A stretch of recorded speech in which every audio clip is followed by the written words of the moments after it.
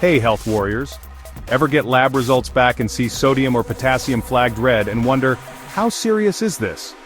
Today we're diving into the world of electrolyte imbalances, what they are, why they matter, and what to watch for in your patients. Electrolytes are minerals in your body that carry an electric charge. They regulate nerve function, muscle contractions, hydration, acid-base balance, and heart rhythm. The key players include sodium for fluid balance and brain function, potassium for cardiac rhythm and muscle control, calcium for muscle contraction, nerve impulse, and clotting, and magnesium for enzyme activity, neuromuscular function, and cardiac stability. Even small shifts in these levels can cause big problems. Hyperkalemia or high potassium. Causes include kidney failure, potassium-sparing diuretics, and tissue breakdown. Symptoms can be muscle weakness, paresthesia, bradycardia, and peaked T waves on an EKG. Treatment options are IV insulin with glucose, calcium gluconate to stabilize the heart, and in severe cases Kayexalate or dialysis. Hypokalemia or low potassium. Causes can be diuretics, gastrointestinal losses, or insulin overuse. Symptoms include muscle cramps, weakness, U waves on an EKG, and arrhythmias.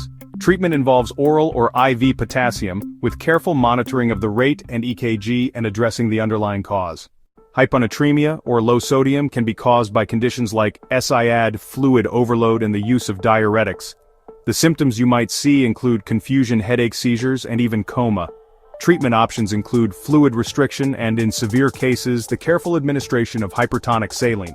It's crucial to correct sodium levels slowly to avoid central pontine myelinolysis.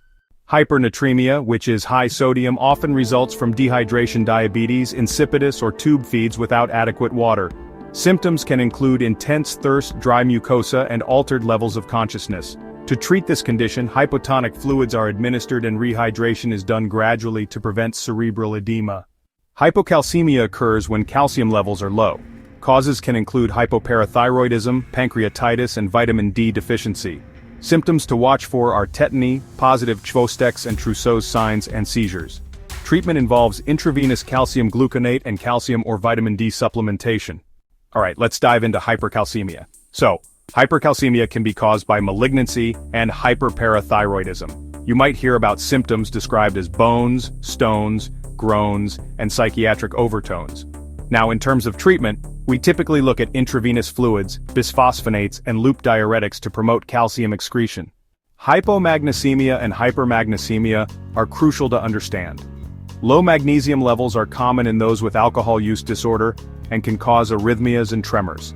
On the other hand, high magnesium levels are rare and usually result from oversupplementation or renal failure.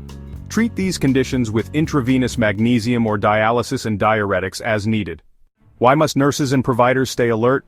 Well, electrolyte shifts can happen quickly and may lead to cardiac arrest, seizures, and respiratory failure. It's essential to monitor trends, not just one-off lab results. Always watch for symptoms and correlate them with labs and medications. Use telemetry and EKGs in high-risk patients to stay ahead of potential issues. Bottom line, small numbers can have a big impact. Electrolyte imbalances are silent threats, but with early recognition and fast action, we can save lives one lab result at a time. What's the most critical electrolyte imbalance you've caught in practice? Share your story in the comments. Like, subscribe, and follow for more frontline breakdowns that keep your clinical instincts sharp. Balance the electrolytes, protect the patient,